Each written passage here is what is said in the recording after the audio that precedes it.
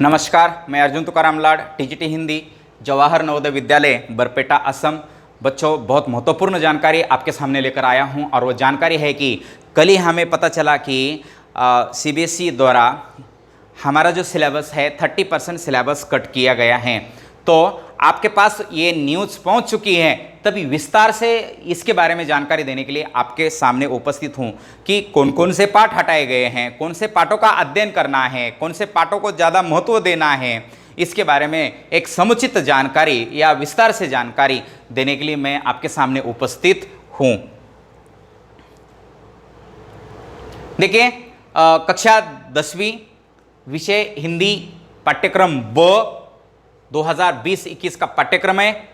कैसी करें तैयारी, तो इसकी तैयारी कैसे करें, इससे पहले हमें महत्वपूर्ण है कि हमारा पाठ्यक्रम क्या है उसके बारे में जानना बहुत आवश्यक है। तो सबसे दिमाग में प्रश्न आता है कि सर पाठ कौन से पढ़ने हैं, जो हमारा सिलेबस कट कर दिया तो कितना किया और बचा क्या है, हमारे लिए क्या बचा है, हमारे पाठ कौन कौन से हैं, कौन से पाठ का अध्ययन करना है 2020-21 की परीक्षा के दृष्टि से, वो आपको मैं बताने जा रहा हूं कि क्या क्या पढ़ना है। सबसे पहले हम पद्य खंड मतलब काव्य मतलब कविता है क्या नहीं, काव्य। आपको ये कबीर की साखियां जो है, कबीर की साखियां आपको पढ़नी है। मेरा के जो पद है मेरा को पढ़ना है आपको। मैथिली शरण गुप्त की जो मनुष्यता कविता है उसको पढ़ना है। पर्वत प्रदेश में पावस ऋतु सुमित्रा नंदन पंत जी द्वारा लिखित या रचित ये कविता आपको पढ़नी है। और कर चले हम फिदा जानतम साथी, ये कविता भी कबीर आजमी द्वारा लिखित कविता है, उसका भी अध्ययन करना है। मतलब क्या क्या पढ़ना है, कबीर की साखियां, मीरा के पद, मनुष्यता, पर्वत प्रदेश में पावस ऋतु और कर चले हम फिदा, 1, 2, 3, 4 और 5, ये काव्य भाग में आपको ये 5 कविताएं आपके पाठ्यक्रम में रखी गई हैं, तो इसको भी अध्ययन करना या पढ़ना है। गद्य खंड की तरफ आएंगे तो क्या क्या पढ़ना है हमें, बड़े भाई साहब पढ़ो। ततारा वामिरो, अब कहाँ दूसरों से दुखी होने वाले, निदा फाजली द्वारा रचित ये पाठ है। और कारतूस हबीब तनवीर द्वारा रचित ये पाठ है। आपको इनका अध्ययन करना है। क्या क्या पढ़ना है बड़े भाई साहब, ततारा वामिरो, अब कहाँ दूसरों से दुखी होने वाले, निदा फाजली और कारतूस हबीब तनवीर, ये 4 पाठ आपके पाठ्यक्रम में रखे गए। कविताएं 5 और पाठ 4, देखिए कुल मिलाकर 9। उसके बाद कौन से पाठ हटाए गए, क्या नहीं पढ़ना है। हाँ, ये सवाल बहुत ही महत्वपूर्ण है कि बच्चे भी खुश होते हैं कि क्या पढ़ना है और क्या नहीं पढ़ना है। तो क्या नहीं पढ़ना है, कौन से पाठ हटाए गए हैं, इसकी लिस्ट मैं आपके सामने दे रहा हूं। देख लीजिए कि सबसे पहले मैं ग्रामर की तरफ आ जाता हूं कि ग्रामर में अलंकार, ये जो टॉपिक था ये हटाया गया है। बहुत कठिन लगता था ना, चलो कोई बात नहीं है, आपका कहना मान लिया, ग्रामर को मतलब अलंकार को हटाया गया है। अब अलंकार पढ़ने की जरूरत नहीं है। बिहारी के दोहे ये भी आपके पाठ्यक्रम से हटाए गए हैं। मधुर मधुर मेरे दीपक जल महादेव वर्मा द्वारा रचित एक सुंदर कविता थी, इसको तो पहले से ही हटाया गया है, अभी भी हमारे से इसमें लिस्ट में नहीं है। तोप वीरेन डंगवाल जी की ये कविता थी, इसको हटाया गया है। आत्मतरान रविंद्रनाथ ठाकुर द्वारा रचित ये कविता थी, इसको भी हटाया गया है। देखिए और कौन कौन से हैं, गद्य खंड में अगर जाएंगे तो डायरी का एक पन्ना, सीताराम सेक्सरिया, ये पाठ आपको आपके पाठ्यक्रम से हटाया गया है, मतलब कम किया गया है। जो 30% सिलेबस कम किया गया है उसमें से ये हटाया गया है। तीसरी कसम के शिल्पकार शैलेंद्र जी प्रहलाद अग्रवाल द्वारा रचित ये पाठ भी हटाया गया है। गिरगिट अंतोन सेको द्वारा रचित ये पाठ आपके पाठ्यक्रम से हटाया है। पतझड़ में टूटी पत्तियां और गिन्नी का सोना, ये छोटे छोटे 2 पाठ उसमें थे, एक ही पाठ में 2 पार्ट थे ये दोनों। टूटी पत्तियां, पतझड़ में टूटी पत्तियां और गिन्नी का सोना, 2 प्रसंग थे बढ़िया, उसको भी हटाया गया है। तो ये हटाए गए पाठ्यक्रम में है। आप देखिए संचयन की तरफ अगर जाएंगे, संचयन भाग 2 की तरफ जाएंगे तो संचयन के कोई पाठ को हटाया गया नहीं है, संचयन को जैसे के वैसे पढ़ना है। देखिए परीक्षा भार विभाजन, अगर आप थोड़ा सा परिवर्तन हो गया तो हमारे कहीं ना कहीं भार विभाजन में परिवर्तन हो गया होगा, कुछ निकाल दिया है, तो उनके मार्क्स किसको दिए हैं उसके बारे में जानना बहुत आवश्यक है। और सबसे महत्वपूर्ण है ये जो 40 प्रश्न, कितने प्रश्न, 40 प्रश्न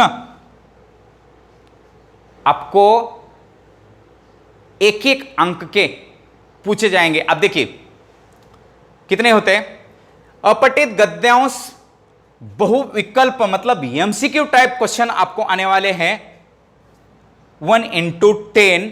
अपठित गद्यांश पैराग्राफ हो सकता है कि ये पैराग्राफ 5-5 मार्क के 2 हो सकते हैं या एक ही आ सकता है, ये कुल मिलाकर 10 अंक का पैराग्राफ होगा।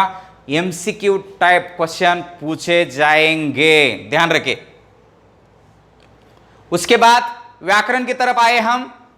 पदबंध पहले 2 अंक का था, अब 4 अंक के लिए कर दिया गया। 30% सिलेबस से, सिलेबस में कटौती हो गई है लेकिन पदबंध में अंक में बढ़ोतरी हो गई है, 2 अंक यहां बढ़ाए गए हैं। पहले 2 अंक के लिए था, अब ये 4 अंक के लिए हो गया। पदबंध, रचना के आधार पर वाक्य रूपांतरण, ये पहले 3 अंक के लिए था, अभी वो 4 अंक के लिए कर दिया। समास 4 अंक के लिए, मुहावरे 4 अंक के लिए, और अलंकार जो था वो हटाया गया है, उसके जो 3 मार्क है यहां 2 दे दिए और यहां 1 दे दिया। इस प्रकार यहां के 3 मार्क में यहां बढ़ोतरी हो गई है। कुल मिलाकर हमारा व्याकरण कितने अंक का है, 16 अंक का। ये पूरा व्याकरण ऑब्जेक्टिव टाइप क्वेश्चन आने वाले, एमसीक्यू टाइप क्वेश्चन आएंगे सारे, ये पूरे व्याकरण के, मतलब 10 और ये 16 है ना, 26 अभी तक हो गया कि ये एमसीक्यू टाइप के क्वेश्चन आने वाले हैं। बाद में देखिए पाठ्य पुस्तक की तरफ चले जाएंगे हम। पठित पद्यांश मतलब सीन पैसेज, अनसीन नहीं, ये काव्य खंड के ऊपर मतलब कविता के ऊपर एक सीन पैसेज आएगा, उसके ऊपर 4, उसके नीचे 4 प्रश्न बहुविकल्पी 4 प्रश्न पूछे जाएंगे। बहुविकल्पी मतलब एमसीक्यू टाइप क्वेश्चन पूछे जाएंगे। कितने हो गए, 26 और 4 30 हो गए ना। बाद में हम पाठ की तरफ आइए, जो पाठों की संख्या बहुत कम है आपके पास, है कि नहीं, कविता 5 है और पाठ 4 है, कुल मिलाकर 9 है। तो 5 अपने 4 पाठों में से किन्हीं 2 पठित गद्यांश पर 5-5 अंक के बहुविकल्पी 2 प्रश्न पूछे जाएंगे, 5-5 अंक के। देखिए बहुविकल्पी 2 पैराग्राफ दिए जाएंगे, एक 5 अंक के लिए, एक दूसरा 5 अंक के लिए, और ये भी एमसीक्यू टाइप ही होगा, मतलब ये 10 अंक के लिए है कि नहीं, 10 अंक के लिए। तो 30 और ये 10 कितने हो गए, 40। इस प्रकार 40 अंक का एमसीक्यू टाइप के क्वेश्चन आपको पूछे जाएंगे। देखिए उसके बाद हम देखते हैं पर्श भाग 2 से निर्धारित पाठ, मतलब 4 ही पाठ निर्धारित है। पाठ के आधार पर विषय वस्तु ज्ञान अभिव्यक्ति पर 25-30 शब्दों वाले मतलब लघु उत्तरी प्रश्न पूछे जाएंगे। 2 ही प्रश्न पूछे जाएंगे 4 अंक के। पर्च भाग 2 से निर्धारित पाठों के आधार पर विषय वस्तु का ज्ञान और अभिव्यक्ति पर 60 या 70 शब्दों में प्रश्नों के उत्तर लिखने वाले मतलब बड़े प्रश्न पूछे जाएंगे। देखिए 4 अंक का प्रश्न होगा, एक ही होगा 4 अंक का, जिसको हम हॉट्स भी कह सकते हैं, हॉट्स। पाठ्यपुस्तक संचयन की तरफ अगर हम चले जाएंगे, हरिहर काका ये जहां है वहां 2 निबंधात्मक विकल्प सहित या लघुत्तरात्मक, छोटे भी कहीं भी ये क्वेश्चन दिया तो हो सकता है, लेकिन 2 क्वेश्चन पूछे जाएंगे, 3-3 मार्क के 2 क्वेश्चन पूछे जाएंगे 6 अंक के लिए। 6 और 4 10, 10 और 4 14, 14 और 10 24, 24 और 4 28। कुल मिलाकर हमारा पाठ्यपुस्तक कितने अंक के लिए हो गया, 28 मार्क के लिए हमारा पाठ्यपुस्तक हो गया। आप देखिए लेखन खंड में हम चले जाएंगे। लेखन में अनुच्छेद लेखन पहले जैसा ही है, औपचारिक विषय से संबंधित पत्र लेखन पहले जैसा ही है, इसमें कोई परिवर्तन नहीं किया है। व्यवहारिक जीवन से संबंधित सूचना लेखन जो है पहले जैसा ही है, 5 अंक के लिए है। विज्ञापन लेखन आपको करना है, 5 अंक के लिए है। दिए गए प्रस्थान बिंदु के आधार पर हमें एक लघु कथा लिखनी है, 5 अंक के लिए है। 1 2 3 4 और ये 5, कुल मिलाकर 5, 26 अंक के ये प्रश्न हैं। मतलब ये जैसे कि वैसे रखा गया है, उसमें कोई परिवर्तन किया गया नहीं है। तो कैसे करें तैयारी? देखिए पठित पद्यांश, पठित जो गद्यांश है वो पठित गद्यांश की अच्छी तरह से तैयारी करें। मतलब पाठ आपको पढ़ने पड़ेंगे, 4 ही पाठ है, तो पूरी तरह से लग जाओ, लाइन टू लाइन पता होनी चाहिए।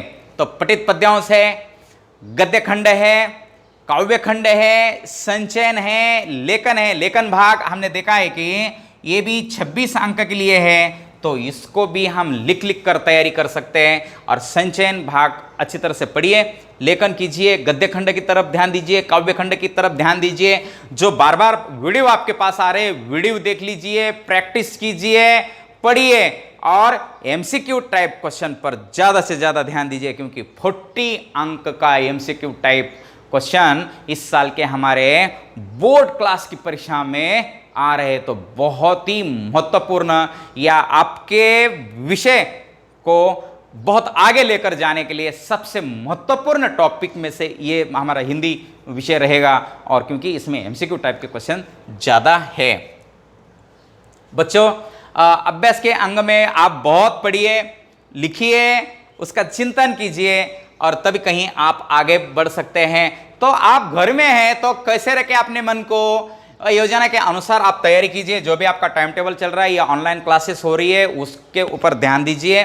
आप हमेशा बी पॉजिटिव, मतलब सकारात्मक सोचें, जागरूक अध्ययन करें। ऐसा नहीं है कि आप अध्ययन कर रहे हैं, क्या कर रहे हैं हमें पता नहीं है। थोड़ा सा भाई आंखें खोल के अध्ययन कीजिए, लिख कर तैयारी करें, क्योंकि 26 अंक का अगर लेखन है तो वहाँ लिखने का ही प्रैक्टिस करनी है। और लास्ट में अपने आप पर विश्वास रखिए कि जी हाँ मैं कर सकता हूँ। इस प्रकार अगर हम आगे जाएंगे तो निश्चित कक्षा 10वीं की परीक्षा में हम बहुत अच्छे अंक ले सकते हैं और हम आगे बढ़ सकते हैं। बहुत बहुत धन्यवाद कक्षा 10वीं के बच्चों, बहुत बहुत धन्यवाद।